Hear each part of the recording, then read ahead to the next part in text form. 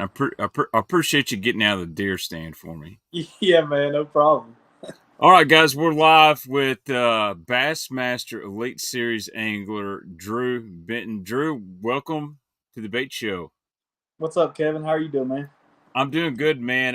I know it might have been pulling teeth a little bit to get you out of a deer stand. In fact, Lee Livesey messaged me today, said, "What did you have to do to get him from chasing the deer?" And I said, "The rule was it has to be at night, and if he shoots a booner, we have to reschedule." Yeah, yeah. And what helped me tremendously is the time changed this past weekend, so it got darker a little bit earlier, so we were good there. It's been dark here for a couple hours now. Yeah, same here. I got an extra hour of sleep before I went on this 5-day pull on swing shift, so helped me quite a bit. So, uh, Drew, if you don't know who Drew Benton is, how long you been on the Elite Series now? Since 2016, that was my rookie year, and then I fished I think 3 years at FLW before um, moving over to the elites. Right, and so he's got 2 blue trophies. He won at Lake Travis. What year was that? Was that 2020 maybe? 18. Okay, I was way late on that. My bad. And then he won this year at dude, Lake you're Murray. gonna have to Lake Murray. Sorry, you're gonna Yep. have to forgive me a little bit on that one. No. It's hard watching all the events when I'm working back and forth nights and days. I'm like, man, I want to watch this guy, and then I fall asleep. But anyway, so Drew, I'm just gonna ask you a few quick questions, kind of introduce you as well, and then we'll talk some baits, some more stuff. How did you first get into bass fishing? Were you born into it? Kind of like my dad always took me, and then I just get sucked in with the fishing tackle, stuff like that. Or is it something that you like to fish, but you didn't know you wanted to professionally fish until you hit a certain age, or you just started really catching them? Yeah, I didn't know I wanted to do it until about the end of my baseball career in college. I'm a super competitive person, Gotcha. and all through high school and college, I played baseball, and I had that. That was what I competed in, and I just kind of fun fished. And then I started to see, I started to follow these big events, the Bassmasters and FLW. They each had TV shows that came on, Mm-hmm. and I was following those events, and I was thinking, man, this would be kind of cool to be able to mesh the two. I can compete still, and I can fish, and the part that's really cool for me is I love to hunt probably Mm-hmm. more than I fish, so I've got that whole off season if I can make that work, and so I guess it was probably mm, around 2011 or 12. Um, I reached out to Gary Klaus. I was done playing baseball, Right.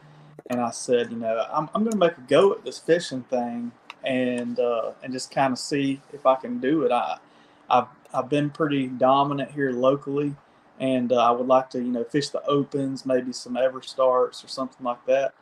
And he got me in a boat, for a reasonable deal, and I'm a college kid, so it's Yeah. like right out of college, I'm a nobody, and I started fishing and cashing checks at that level.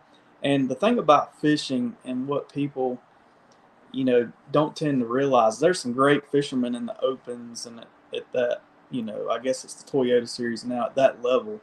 And if you're cashing checks at that level, I feel like if you're doing that consistent, you can move up to the next level and make a living. And that's just kind of the way, I approached it. 2013 was my first year that I had qualified for the tour.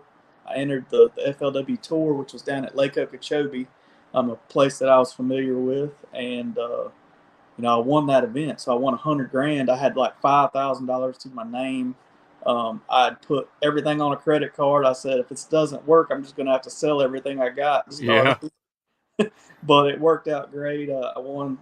That kind of jump started me. That 100 grand did, and I was kind of off to the races after that.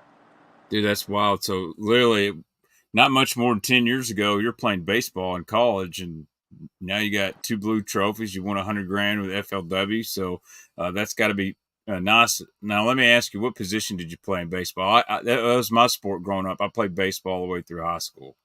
I was a catcher. And kind of a fun fact, uh, I caught Will Smith, who he is I don't know if he's the only major league player.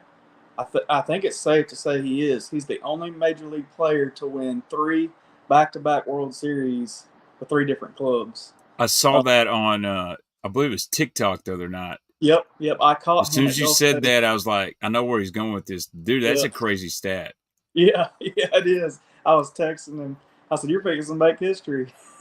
You know what's funny though? If you ask some of these pro athletes, they either want to be songwriters or rappers, and a bunch of them want to be fishermen. You know, Yeah, you got Brian Robeson from the Vikings. He loves the bass fish, and they think it's the greatest thing. Although, unfortunately, bass fishing doesn't pay as much as being a backup in the NFL or whatnot. But maybe we'll get there one day. Um, yeah. I don't know. That's a whole different can of worms. I don't think you want to get into it with me, but No, we're going to try to keep this about bass fishing techniques and baits. I try to. I got my opinions obviously on that stuff, but I really try to keep my bread and butter hmm where I'm supposed to be. But anyway, so Drew, let's just go ahead and talk about the baits. You know, 2 things stand out to me: 2 wins, a fighting frog, that was at Murray, I believe, and then a vixen. hmm So what?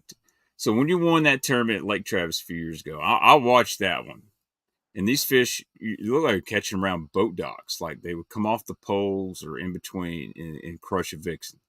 yeah. Um, So what was happening at Lake Travis is we were at the tail end of the shad spawn and they were using those floating docks mhm. as the shad were spawning on them. Obviously the largemouth were sitting under the dock floats and just gorging on them. So first thing in the morning, that's what I did. I targeted marinas mostly because you can get as many casts in a short amount of time. You can fish a lot of good stuff.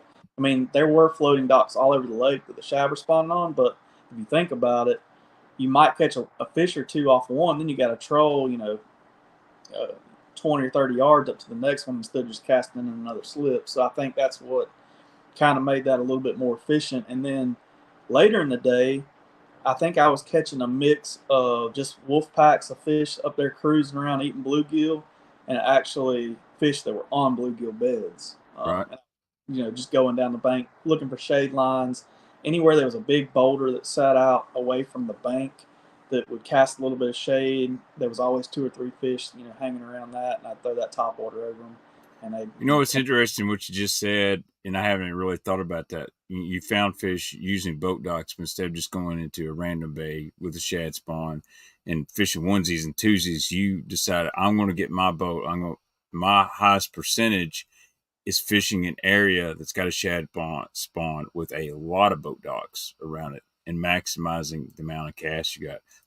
See, that's why you guys are pros, and I'm in here just trying to figure out what this thing sounds like when I shake it. Well, and two, I think if you play the odds, it's a big marina like that. It's going to hold more fish, than just a dock or two because you've got that big expansion of stuff they can get in, Mm-hmm. cables, shade, and I think that they kind of live there during that time of year. They don't just pull up, feed, and then pull back out. I think sometimes dock fish they'll pull up and feed on those shad, and then move back out, or maybe roam down the bank or something like that. And I think those fish in that marina live there that time of year. They're Right. there. They're camping Kind out. of residential fish that they may leave, but they ain't going far from home, and they come back several times during the day. Right, Um, and if you remember on like the last day, I had like a 15-minute penalty because I'd stepped on a dock. I had fell in the water, so I was going around the end of a dock, and there was a boat in a slip, and I saw a couple fish bull, and I flipped my bait in there. I like twitched it twice, and one like a 3-pounder jumps on it. I hook him, and he's on the other side of the dock, so I'm running there to get him. Chaos happened. I hit the dock, fell over, and that fish got off. So I threw the rod back up in the boat and got back up there. And I run a feathered hook on my back hook on that vixen, and it's just dangling there in the water, just like a shad, you know. And a little bitty, like 12 or 13 incher, I guess, come up there and grabbed uh, that feather while I was jiggling it, trying to get it Really? unhung. And I stepped on the dock, and when I stepped on the dock, I'm like, dang, I got a fish on here. Well, because I put majority of my weight on the dock and I landed a bass, that's the way the rule's written, I incurred a penalty. So I had to sit in the penalty box for 15 minutes on the last day, which when you're, doing a shad spawn deal, that's like crucial. Yeah. So when I got there that last day, that the shad spawn thing was kind of over. I might have caught one on top water, and I turned around in that slip, and I picked up a mini Magnum Nichols mini Magnum spoon, and Yeah. I started pitching it in those slips, and I caught my biggest fish that day, like a 5-pounder that way. And that's what I'm saying by the fish, just lived there. They were probably up there under those floats first thing that morning. They just went down, suspended 8 or 10 feet down, and I caught that one. And that ended up being, probably the winning fish that day, just because they lived there under that place. We've seen some other anglers like incorporate that spoon on boat dock deal. I know James Watson did it a few years ago. What's the trick to catching one? The mini mag isn't a mini spoon; it's still part of that. Yeah, about 8 inches. Yeah, it's a big spoon. So, what makes you think? Well, I think I'm just going to spoon these fish. I mean, this is before forward-facing sonar or anything. Yeah, I think it's just a reaction. I think, and two, my mentality is those fish are out of their feeding window. So I need something that gets down there and in their face really fast and really erratic and make them bite. So when anytime they're outside that feeding window and they've gone back down and suspended on those cables and things like that, that's the reason why I think that spoon was so good. And some other guys actually caught them up in the day doing that. I wanted to keep my top water in my hand and just keep burning down the bank and covering water. But a lot of guys actually caught them on a spoon. Matter of fact, Gerald Spoor was the one who told me about it in practice, and Chris Grow mentioned it in practice. He said he had giants follow that spoon up, and Really? I think that it was just a deal where they were done feeding on that shad spawn. They got up under there and suspended. And I mean, you could probably catch one on a jerk bait every now and then, but I think you needed to get them to really react. And that spoon, Yeah. did that. Well, we got a few questions rolling in, and this one would be good to tie into your next victory. Faith First Fishing, he's asking, what helped lead Drew to a solid placement at Lake Simo? That's my home lake, and I struggle to fish it. Seems like the whole place is covered in grass. Now, you didn't win, but you had a really good tournament there at Seminole. I did watch quite a bit of that. I saw you on the trolling motor looking for bass quite a bit, and I think you were. Did you throw a prop bait a little bit in that tournament too? Uh, I may have picked up a prop bait a little bit. For me, Seminole, if I'm, wanting to cast something and wind it around um, while I'm looking, or just in a spawning area, like that was typically that time of year. We're not even really thinking about a spawn yet, but we had some warm weather come in, and it made those fish go to the bank. And I was actually catching most of mine on a swim jig. I was throwing the dirty jigs, 3/8 ounce, just a bluegill or brim color, and I had a paddle tail Mm-hmm. swimmer on the back of it, and I was just basically covering water. And the thing about that is you can kind of it fishes itself. You can just throw it out there and kind of wind it in. And I caught a few bonus fish that really helped me out and bailed me out big time. That on that swim jig while I was looking for a fish on bed. But When you're that when you're that fishing a swim jig, I'm sorry, I didn't mean to interrupt. that no, I'm sorry, that tournament really kind of burnt me up, to be honest with you, because leading up to it we had some good cold weather. Those fish were staged up in a couple places, and I mean, I'm talking about, like, you could throw a rattling bait out there with no hooks on it, and one would bite onto it and swim off with it, and you finally shake him off and throw it back in there and get two more cranks on it, and another one thump it. And I was so excited about the two places I had to start on, but that warm weather just caused them to leave me. And I never really intercepted them. I feel like um, whenever they make a push from those places and they scatter out, that's the hardest time on Lake Seminole to catch those big bags, you know. And it, you know, if it would have stayed cold, I mean, you might have saw close to 100 pounds in that tournament. I feel Wow. like it was very doable, um, you know, going off practice. But you know, and even if you look at tournaments in the past, there, you know, pre-spawns when they catch those 30, 25 to 30 pound bags, and then once the fish go to the bank and start spawning, 21 to 23 wins everything. And that's, you know, kind of what happened there. I know it wasn't one that way, it was one out there in the creek before facing sonar and all that, but it, you know, that's just typical of that lake. It just, whenever they're ganged up and pre-spawn, you can knock them in the head, but whenever they make that push to the bank, it gets a little finicky. Now, when you're fishing Seminole, I just know of it. I've never been on it. Are you targeting that pre-spawn area? Are you targeting like inside or outside grass lines, or do you target more cover like stumps with some hard bottom, or just maybe the goods, a couple stumps or around a grass line, or is it Yeah, just kind of random? so it can kind of be random-ish, but once you figure it out, like, okay, so one of my places was a big grassy point. It had a bare spot up there on that point in the grass, so it probably had a bare spot the size of a, you know, a room, like a bedroom, and those fish were in that bare spot. Mm-hmm. I had another place that was like a gut, like a ditch that ran up into a flat, and it was right there where it dead ended into the flat, and it was like I don't know, it's probably 4 to 6 feet, and then it like rolls up there on, you know, 2 to 3 feet where they'd spawn, and then right where that ditch dead ended into that flat, it's where they were sitting.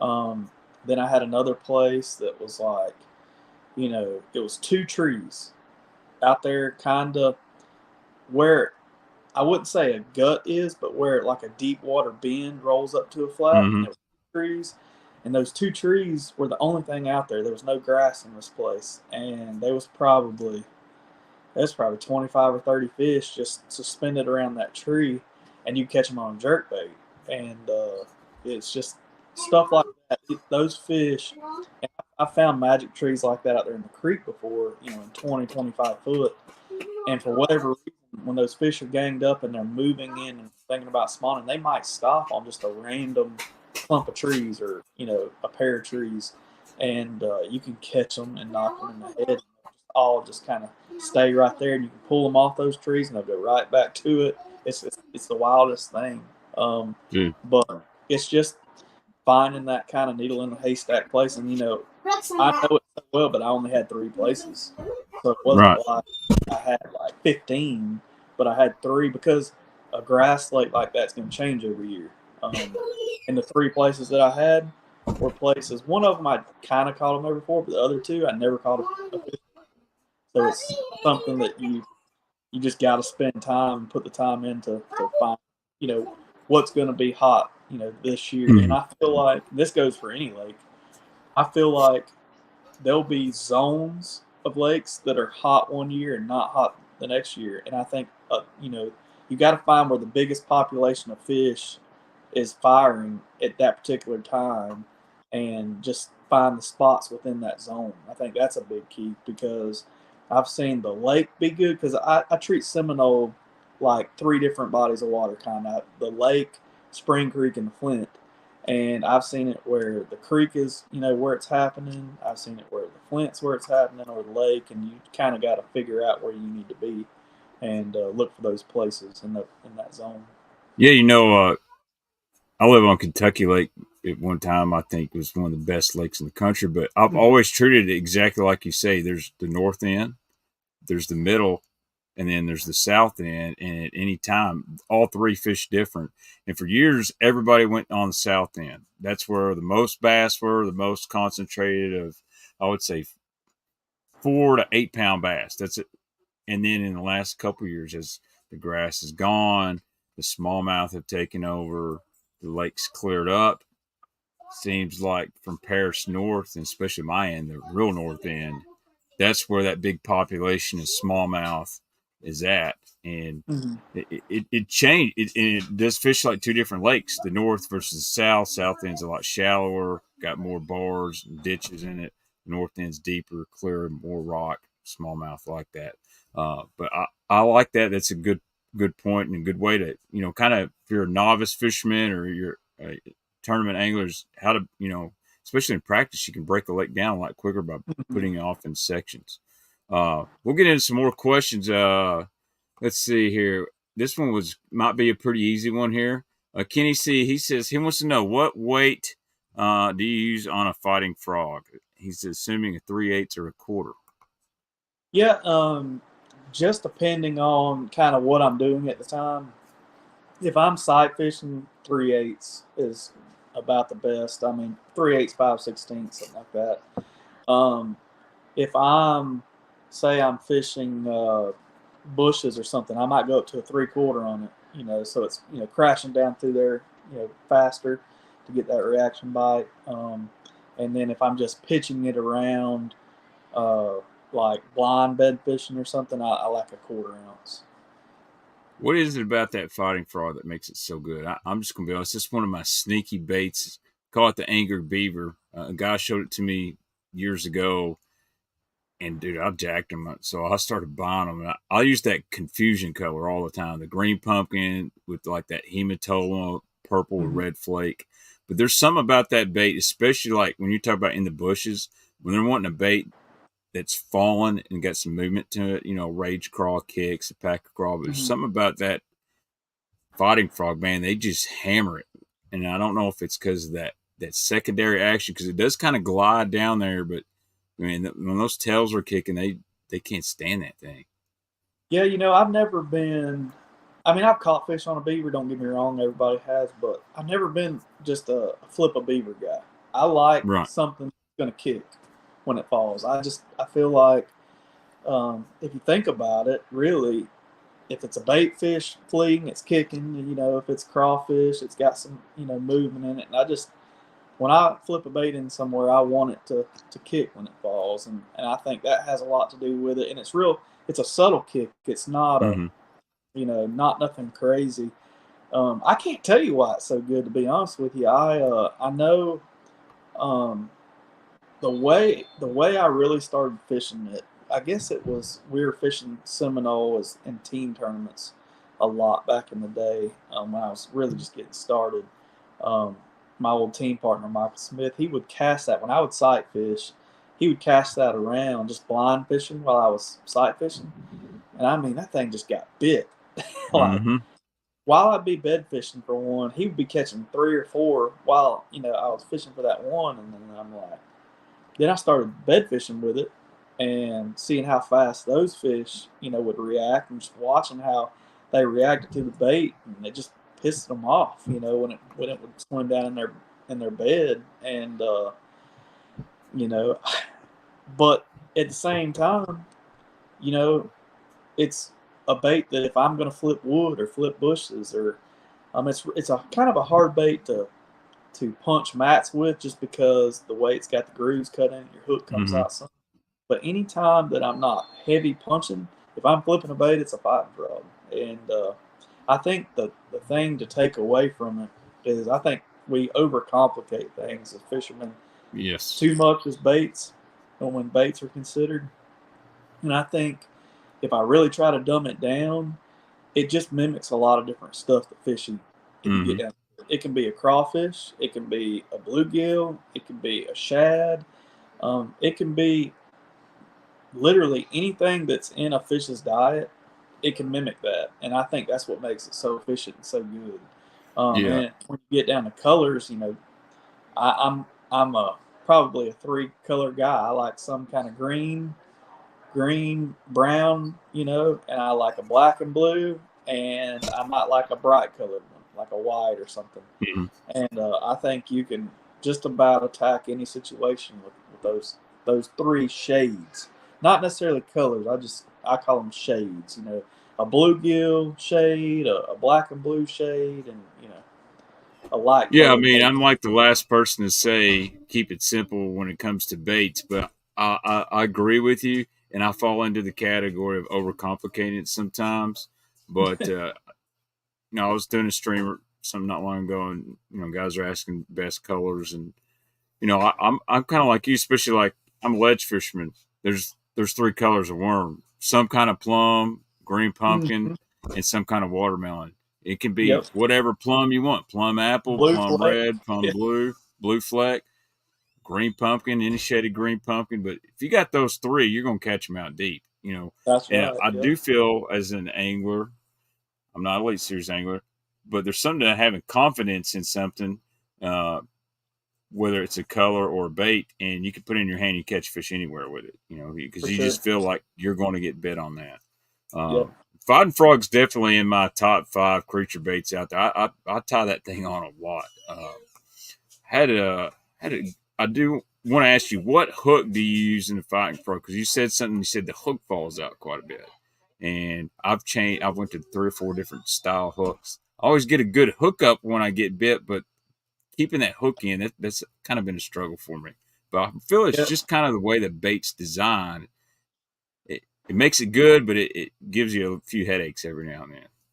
Yeah, I've gone back and forth. I know Cook likes a flipping hook, a straight shank flipping hook, and I caught fish on that, but I've just always gone back to a wide gap worm hook, with the bend in it, and it keeps the bait up there really well. It sits in that groove really well, and it's streamlined when it's going through cover. And I just don't lose them on that fighting frog on that hook. I throw I think a 4/0 owner um, wide gap, not an extra wide gap, just a wide gap worm hook. Mm-hmm. And I mean it's pretty as simple as you can get it. I mean that's the same hook that I started throwing in the golf course ponds whenever I Yeah, was walking around them. So, but I mean that's what I'm talking about. Sometimes, I mean, there's a lot of great hook technology out there, but sometimes you just got to dumb it down and get back to what got you yeah. there. Someone did ask, do you change your hooks out on that Vixen or anything? You did say you put a feathered treble on it. But as far as the rest of the hardware, did you keep it stock? Was it an OG Vixen? I never asked Yeah. that. It was an OG. Yeah. So what's funny is that same vixen I caught. Well, whenever I catch a fishing tournament on it, I automatically say, "Well, this bait won me X amount of dollars." It won me Mm-hmm. that. So that vixen right there is if I go by that vixen has won me $260,000. You would But definitely. So what you're saying is you would definitely pay $100 for one. I paid $100 for a Oh, bunch of really? them. Yeah. But now I won't. I think I paid $100 for one of them. I paid 80 for some of them, 50 for some of them. But yeah, I've paid. I've slinked around eBay quite a bit looking for them. But I put the biggest round bin I could fit on there without them tangling up. Um, that's just my mentality.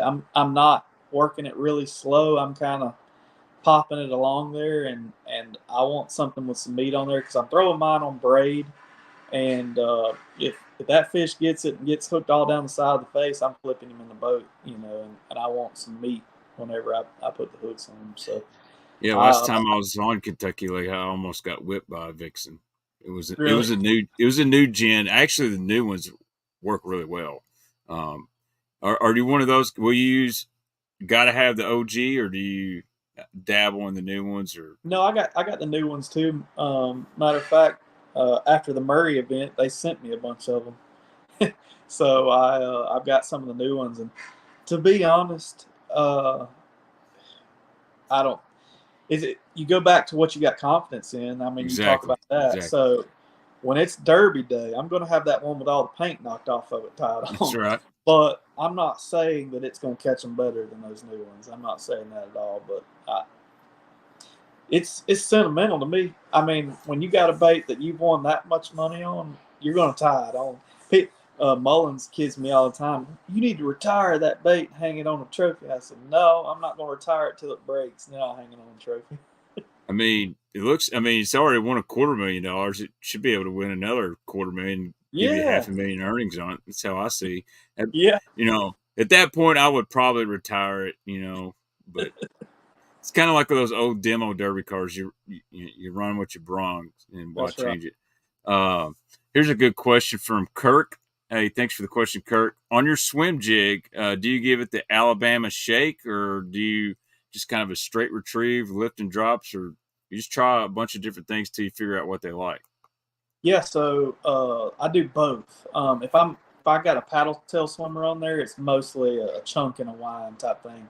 And generally, when I'm doing that, I'm either wanting to fish it deeper, or I'm wanting to fish it and not pay attention to it. Like I'm looking for bedfish and I'm casting it around. Mm-hmm. But if I'm swimming a jig, like I'm on the Coosa or down at Okeechobee or somewhere like that, I'm doing the pumping deal, but I also put a different kind of trailer on there. I like to put, some kind of crawl trailer on there, like the kamikaze crawl. Even a fighting frog is a good trailer on there. And I'm pumping it and making that bait, go through the water column, and really, it's a different kind of action and different Kind of kind of. making it pulse. That's what I always get from the guy. They want that swim jig to pulse as it's coming through the water. That's why they give it that Alabama shake. I'm not a great Right. swim jig fisherman. Right, and two, that's really swimming a jig. People say putting a paddle tail on there and throw it, casting it around, winding it. That's not swimming a jig. That's winding a swim jig around to me. Swimming a jig is when you're doing that Alabama shake or whatever they call it. And you got the rod tip up and you're swimming around. Shad spawn's a really great time to do that when you can swim a jig down the sides of those floating docks and get some bites and things like that too. Got a question earlier from Brendan Brown. He wants to know, and I'm actually curious of this because I haven't really seen you ever post about it. It might be a dirty secret of yours. Have you ever messed much with bigger baits? And I'm sure he's talking about glides and big swim baits. And if so, what are a few you like and had success on? Yeah, so I have dabbled a little bit. Well, I say dabbled. I bought a whole box of them, those expensive glide baits and stuff. But I'll tell you, I I don't really have much experience with the hard glide baits. Mm-hmm. Uh, I've thrown them a little bit and caught some fish and lost a bunch of fish on them. I think the key to that is putting that 4 hook treble hook on there. Right. I think that's a big key that some of the guys are doing. But I really like a line through swim bait, a big Right. line through swim bait. When we were out in Texas, that 316 Yep. bait company. Rising Sun. Yep, I went and bought. I believe it was. I don't know. It's sucker. It's giant. I bought Yeah. 2 of them, and I remember me and Cook were fishing these seawalls in the morning, and we would like rotate back and forth through them. And these fish, we were catching them on. I was catching them on vixens, small swim baits, rattling baits, your typical stuff. And after about 9 o'clock, it was hard to get a bite there, and we couldn't really figure out anything. But after the tournament, we went back just trying. Me and him got the same boat. We went back just trying to figure it out a little bit. And I threw that big old rising sun around and caught like back to back 6 3/4 pounders, in the same places we had fished the whole tournament. And I'm like, I had that thing in my box the whole time, but I hadn't Right. really fished it much. And that really kind of got me. That was our first trip to Fork, and that really got me thinking about throwing those in tournaments. And the problem I have with them is how slow you have to wind them, because I like to cover a lot of water and fish Mm-hmm. faster.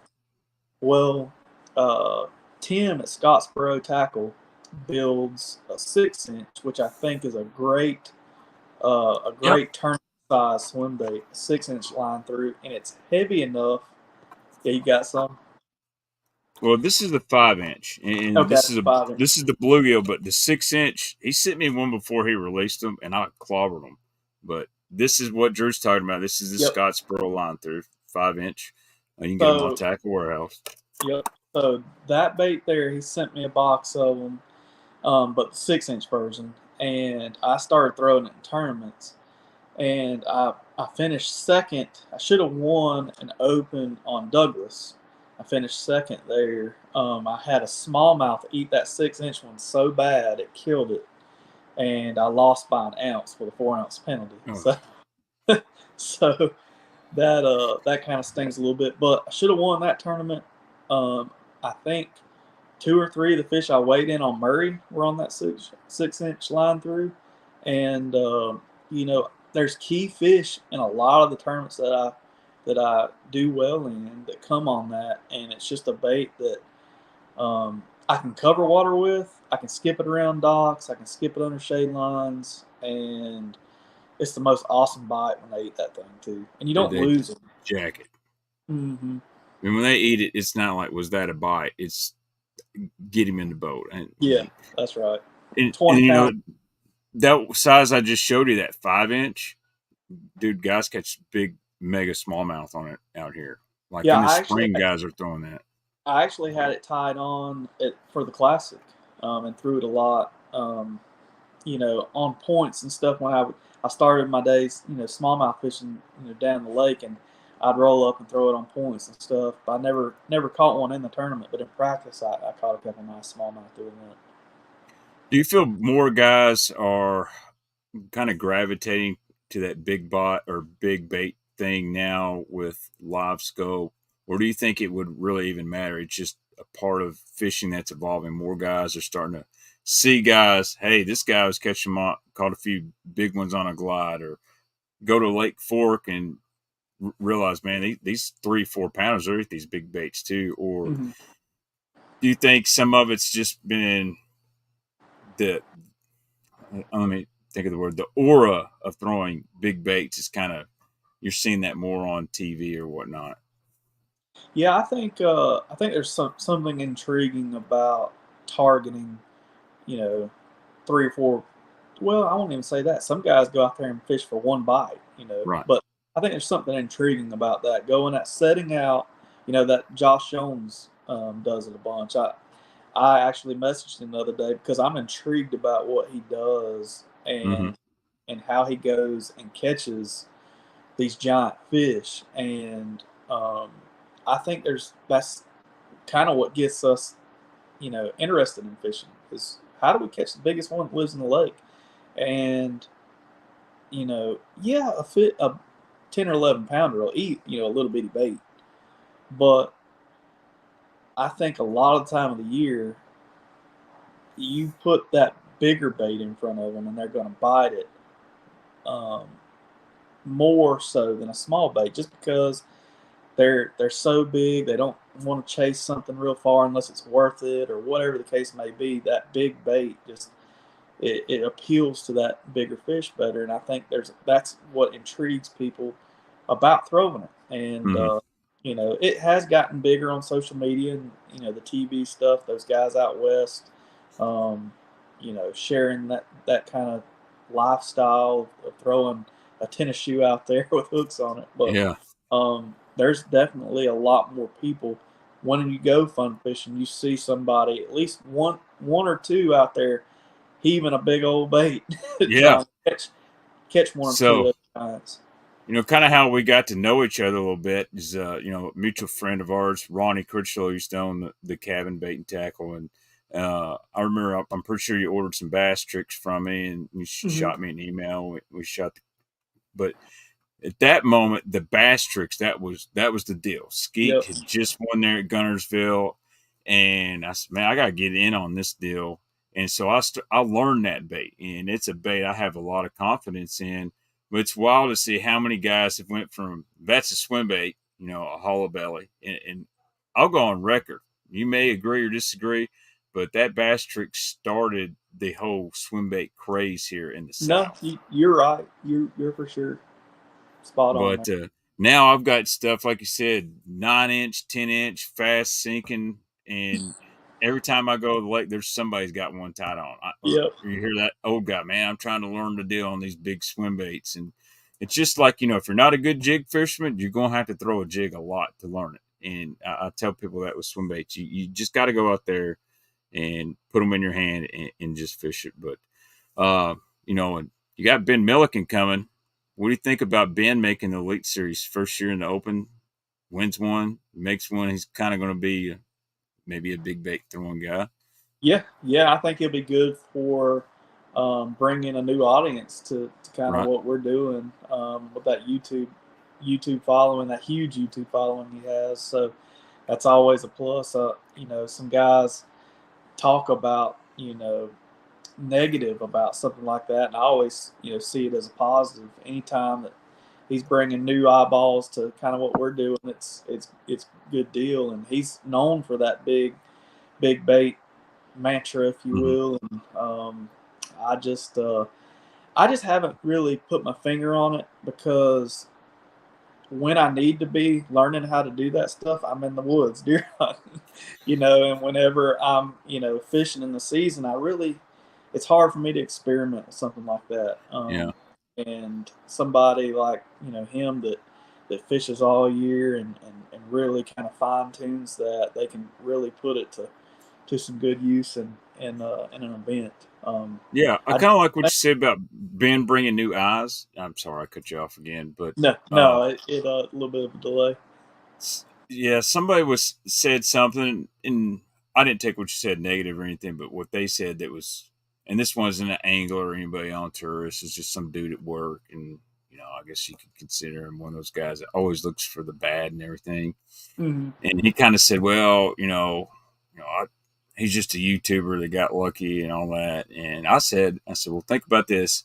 If you're an angler, let's say you're Drew Benton, and you're leading the tournament, and Ben's in the top five too. Think of how many more people are going to turn in to Bass Live. Although they may be watching for Ben, they may see Drew Benton win the tournament. Go, you know what? I like this Drew Benton guy. I'd never heard of him before. And all of a sudden, you got more eyes on you. So the more people that are tuning in to Bassmaster, whether it's to watch Ben Milliken or the next upcoming guy, I feel like that's a good thing. And that's, there's a lot of people tuning in this year. And whether you like Ben or you don't, he can generate some numbers. But uh, I'm just interested for the schedule next year. Let's go ahead and talk about this. Is there a tournament that you've penciled in and said, I'm gonna catch him at this event, or I'm hoping to catch him? This is the one that I really like. I'll be honest with you. I think the schedule sucks. All right. No, All I right. mean, I'm kind of kidding. I just, you know, I'm a big sight fisherman, and that's Yep. what I really like to do. And I don't see one of those tournaments where I'm just like, you know, this is what I'm gonna, you know, get to do here. I see a lot of post spawn events. I see, you know, Smith Lake around the 4th of July. I see, you know, I can come up with something negative to say about it, but what I will say is it's going to be challenging, and it's going to really force you to have to, or force me rather to have to kind of get out of my comfort zone and just kind of fish and do things a little bit different. Normally, I'm used to us starting in the South early in the year, and I'll get me a spawn tournament or two under my belt, win me some money, and then kind of roll on. And we kind of follow the spawn along. And you know, I've really done well in my career fishing that way. This is going to be totally different than that, and I'm just going to have to, you know, figure it out as we go. Not saying I'm not going to catch them, but it's just something about it. I just love to sight fish, and it Right. just kind of galls me to. That's kind of a tool that's been taken away from me this year in the schedule. But Yeah, it I is could what see it that. is. It's As not my much as job. I, It's not my as job to much as complain about it. It's my job to line up and fish whatever they put in front of us. yeah, you're gonna say that, and you're gonna pop off another blue trophy. Doing something totally off the wall that you had to learn. Because I really feel like what separates the guys from the elite level to I'm really not good, but somebody that's pretty good on their home lake. Every lake's kind of got that local stick that can finish the top five or top 10 whenever. Is Mm-hmm. the ability to adapt and get outside their comfort zone a little bit. Because, like you said, you're fishing for big money, and you can't go sight fishing if there's no sight fish to be found. You got to figure it out. Um, Somebody asked a question: if you had one bait to get you through the year, what would that be? Uh, Any kind of bait or soft plastic, or are I we? don't care as long as it ain't live bait. Um, I really think you just got to go with the jig. I mean, if I had a jig, and that was the only, like I was stranded, and that was the Mm-hmm. only bait I had to catch fish to eat. I think a jig, you can fish on the bottom, you can swim it. I mean, you can do so much. It's so versatile. Whatever part of the water column they're in, you can target a fish with a jig. And I would say, you know, whether I mean just some kind of like my flipping jig from Nichols. Yeah. I mean, it's got a head on it that'll go in cover. You can drag it. I mean, you can even swim it if you put the right trailer on the back. But I mean, it's just some kind of versatile jig. Yeah, I would probably say it'd be hard for me to disagree with that because you can do so much with it. I've even Mhm. seen guys use it as a weight on a drop shot before because they I ran mean, out of drop shot back weights. back when I worked on the docks, we would come back from eating dinner, and I could swim a jig down a football jig. Now I could swim a football jig, like a 3/4 ounce football jig, down the side of that dock, catch grouper. So, I mean, you're talking about something that will catch not only bass but anything. I mean, it's just a great imitator for whatever in Hmm. any part of the water column. All right, here's a quick question. I told you I'd keep you about an hour, so I don't want to get too far over that. I'm sure we can talk forever. So we'll hit you with some random fire questions. Brown Bait Company wants to know what has been your favorite body of water to fish and what made it so fun? Honestly, Lake Murray, um, and to be quite honest, it's probably the best fishery in the country right now. And not just because I won there or anything. I mean, that has something to do with it because it was a lot of fun, but just getting up there and seeing the amount of fish in that place. The last day, I remember I was fishing these shady rock lines. There was a shad spawn going on. There was still a little bit of a herring deal going on the end of the points. And I'd finished fishing this one stretch, and I saw some blow ups out there on the end of this point. It's just this big sandy point. And I threw out there and I caught a couple, and everyone I would catch would have 15 or 20 following it in to the boat. And finally, when I was leaving, I trolled out there across that point, and I promise you, there was 200 fish there. Jeez. And out of that 200 fish, I would say 50 of them were 5 to 8 pounds. Wow. Just giant. I mean, I saw a couple like true, just, I mean, 8 to 9 pounders. And I'm just like, God, that was one point. And if you went around to, I would say, if you went around to 20 points, 10 of them had fish on them. And they each had probably 20 to 50 in each school. That Wow. place just has them. And I mean, it has them better than any place that I've seen. Kentucky Lake was one of my favorites when we went there. I believe it was my first year on the Elites. It might have been 16. Um, or no, it wasn't. First time I went there was when we were with FLW. That was like 14 or 15. Mhm. And I bet I marked 50 schools of fish. And if you were riding down the lake, it wasn't pulling up on nobody. If you're riding down the lake and there's somebody on, oh, that's okay. I got another school down here Yeah, about half, I you remember know, them days.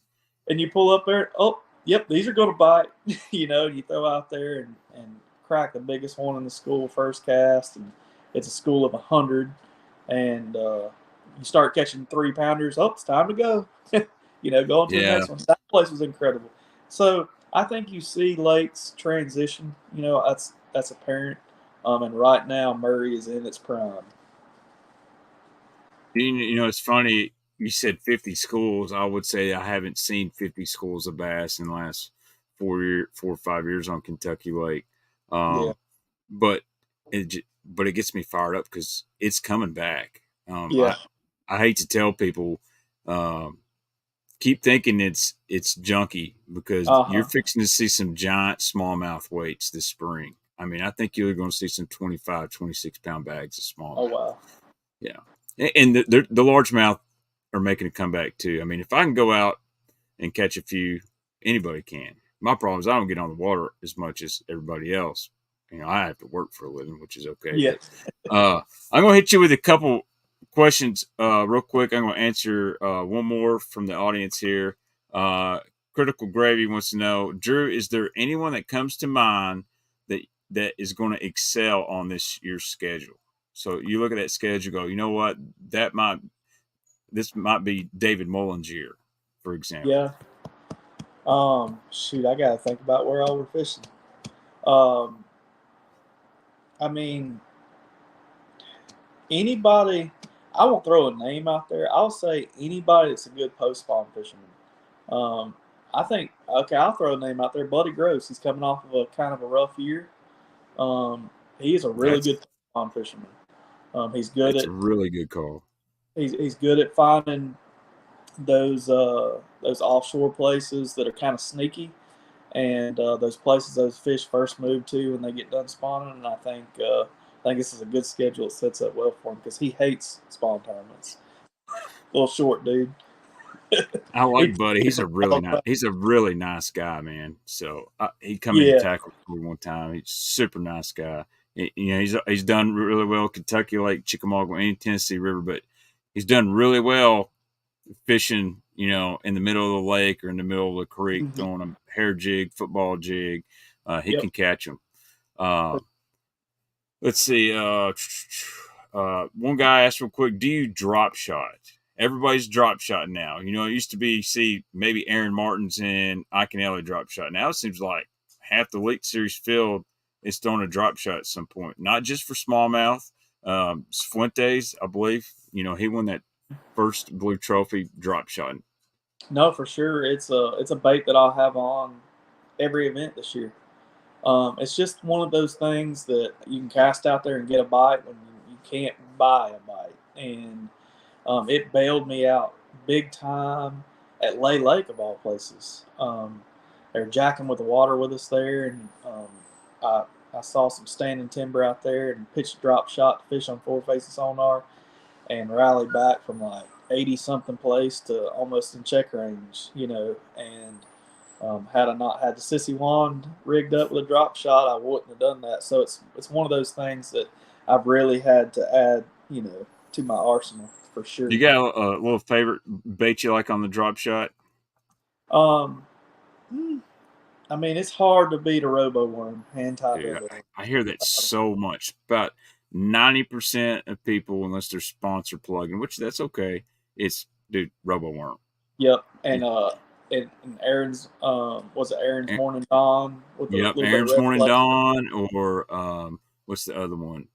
Sometimes you get Aaron's Magic, Aaron's Morning Dawn, and every now and then you get that Margarita Mutilator. Yep. But they're all some variation of purple or pink, but man, it catches them. I mean, I remember when we were talking about Kentucky Lake, when the guys kind of figured out they'll eat a drop shot here. It was nothing to sell a guy 10 packs of Morning Dawn rubble worms, and he's back the next day. He's like, man, I really got on. These just things don't hold up, but they'd just eat it, Yeah. Clipper Perch is big bite worm. It's called the cliffhanger. It's a really good bait too. It's a little bit smaller bait, but it's got that sensation in it, and that sensation is something special with big bite. You hear Really? about max scent stuff, but I'll Mm-hmm. tell you, they're a little stick bait thrown around on a wacky worm. I've watched fish swim up to it and commit to it because of that scent for sure. So recently, Big Bite did get bought out by GSM Outdoors, and that's cool to me. One of my best friends is Crispin Pally, and I know he's going to do a lot of good things with there. Is there anything kind of now that GSM's bought Big Bait? Is there anything new or any different stuff coming out that you're excited to try or anything like that? Yeah, they wanted us to be really hands on with with everything going forward and designing stuff. There's going to be a lot of new stuff come out for sure. I haven't really been, as you know, Bagley and me are no longer going to be together moving into 2024. So I had to make some adjustments myself. So I'm Right. probably you're probably not going to see me associated with Big Bite moving forward. Not because don't love their baits, love the people, love everybody at GSM and everything. It's just one of those things where I got to go somewhere to pay the bills. So, Well, um, it's a business. I mean, we all understand that. And, yep. I think sometimes fans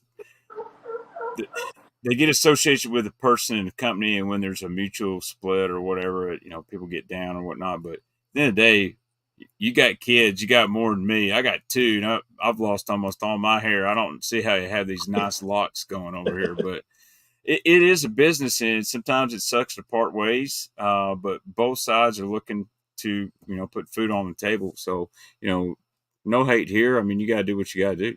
Yeah, yeah, and Big Bite's always been special to me because they're from right up the road here, Lake Fall, and it's a bait that I threw coming up um, from team tournaments to where I'm, on the Elite Series. So it's kind of a bittersweet, Yeah. deal for me. But I'm excited about the opportunity that I have.